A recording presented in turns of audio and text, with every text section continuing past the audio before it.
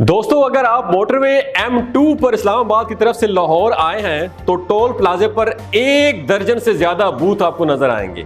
हर booth में एक मुहतात अंदाजे के मुताबिक 1 मिनट में 6 गाड़ियां गुजरती हैं। यही बूथ 1 घंटे में 307 गाड़ियों की गुजरगाह है। इसी तरह 12 अदद बूथ से 1 घंटे में 4320 गाड़ियां गुजर पाती हैं और 24 घंटों में तकरीबन 1,03,680 गाड़ियां गुजरती हैं। इस्लामाबाद से लाहौर तक का एक कार का टैक्स 1,000 रुपए है। इसी तरह बड़ी गाड़ियों का 4 से 5,000 रुपए तकरीबन टैक्स चला जाता है। अगर हम एवरेज एक गाड़ी का टैक्स सिर्फ 1,000 रुपए भी लगाएं तो इस हिसाब से 24 घंटों के अंदर ये प्लाजा कम से कम 10 करोड़ रुपए जनरेट करता है। इसी तरह मुल्क भर के मोटरवेज और हाईवेज पर इन टोल प्लाजों की तादाद आप खुद काउंट कर लें और उनको करोड़ों से मल्टीप्लाई कर दें तो सिर्फ इन टोल टैक्स की मद में रोजाना के हिसाब से गवर्नमेंट के खजाने में रुपए जमा हो रहे हैं।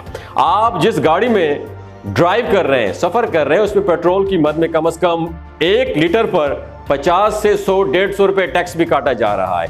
आप हिसाब करें कि रोजाना लाखों गैलन के हिसाब से जो पेट्रोल और डीजल कंज्यूम हो रहा है उसका टैक्स भी रोजाना अरबों रुपए के हिसाब से गवर्नमेंट के खजाने में जमा हो रहा है। आप जिस गाड़ी में सफर कर रहे हैं, जब उसको खरीदा जाता है तो जितनी गाड़ी की कीमत होती है उस पर उतनी ही सेल टैक्स और कस्टम ड्यूटी भरनी पड़ती है। आप जिस गाड़ी को अपने पास रखते हैं उसकी सालाना एक्साइज ड्यूटी भी अरबों रुपए में जमा होती है। दोस्तों, आपके बिजली का बिल भी अगर 10,000 रुपए है तो असल बिजली की कीमत 3,000 रुपए निकालकर बाकी 7,000 रुपए आपने टैक्स जमा करवाना होता है जो हर माह कंज्यूमर से काटा जाता है और अरबों रुपए खजाने में जमा होते हैं। दोस्तों, इसी तरह गैस के बिल पर भी इसी शरह से टैक्स लग रहा है और खजाने में जमा हो रहा है। आप एक मेडिकल स्टोर से 300 रुपए की मेडिसिन खरीद रहे हैं, एक मुहतात अंदाजे के मुताबिक उस पर 40 से 50 रुपए तक सेल टैक्स है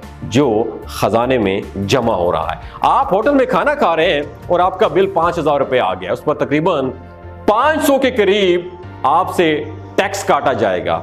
अगर आप अपने मकान का नक्शा पास करवा रहे हैं और आप किसी भी डेवलपमेंट इदारे के दफ्तर, लोगों की लंबी कतारें आपको नजर आ रही होंगी जिससे 40-50 रुपए फी नक्शा फीस जमा की जाएगी, ये भी खजाने में जमा हो रहा है।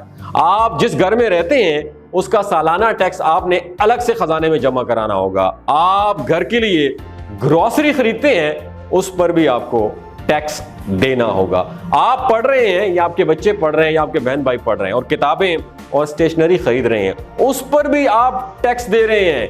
आपने कभी मरी, कागान, नारान जाने का प्लान किया है या इसके अलावा किसी भी सियाहती टूर पर जा रहे हैं, कई जगहों पे नाके लगे हुए होंगे और टीएमए के नाम पर आपसे टैक्स लिया जा रहा होता है। आप बैंक में जाते हैं, पैसे जमा करवाते हैं या पैसे निकलवाते हैं, उस पर भी आपने टैक्स देना होगा। दोस्तों, हत्ता कि आपका कोई करीबी फौत हो गया है या आप मर गए हैं खुदा ना खास्ता, तो आपका डेथ सर्टिफिकेट बनवाने के लिए आपके अजीजो अकारब को टैक्स देकर यह सर्टिफिकेट लेना होगा। इसके अलावा हुकूमत के ऐसे बेशुमार एसेट्स हैं, असासे हैं जिन्हें बेचकर अरबों रुपए हुकूमत के खजाने में जा रहे हैं। दोस्तों, जैसा कि हाल ही में इस्लामाबाद के ब्लू एरिया में सीडीए ने अपना एक चंद कनाल का प्लॉट 8 अरब रुपए में बेच दिया। ये ना पहला प्लॉट था और ना ही ये आखिरी प्लॉट है। मैं नहीं समझता हूं दोस्तों कि मेरे पास अगर चंद मरले का कमर्शियल प्लॉट होता तो उस एक प्लॉट से मेरी जिंदगी शानदार गुजरती है, बल्कि मेरी आने वाली नस्लें भी उससे भरपूर इस्तेफादा करती हैं। मेरे पास अगर एक छोटा सा कारखाना हो तो हमारी अगली आने वाली नस्लें इससे फायदा उठाती हैं। एक ट्रांसपोर्टर के पास अगर एक अदद बस या ट्रक होता है तो उसकी पूरी फैमिली की कफालत उसी से हो सकती है। लेकिन सवाल मेरा ये है, आप लोगों से सवाल है, दिमाग की खिड़कियों को मेरे सवाल को गौर से सुनना। सवाल यह है कि जिस मुल्क में रोजाना की बुनियाद पर अरबों खरबों रुपए खजाने जमा हो रहे हैं, वो मुल्क क्यों मफलूकुल हाल है? वो मुल्क क्यों दुनिया के सामने अपना हाथ फैला रहा है?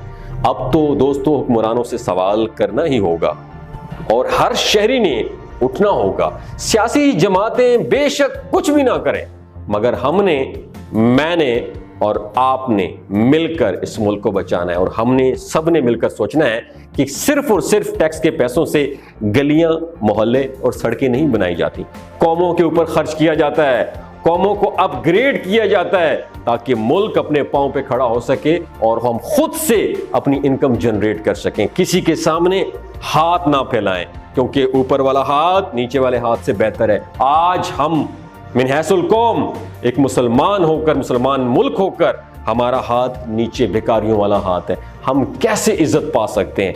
हम कैसे अपना खोया हुआ मकाम वापस ले सकते हैं? नहीं ले सकते, क्योंकि हम एक भिखारी कौम है और भिखारी कौम की दुनिया में कोई इज्जत नहीं होती है। अगर आप भी चाहते हैं कि पूरी दुनिया में आपकी इज्जत हो तो जरूर एहसास दिलवाएं कि आप हर काम में, हर चीज में टैक्स दे रहे हैं। वो टैक्स का पैसा आपकी जात पर खर्च होना चाहिए।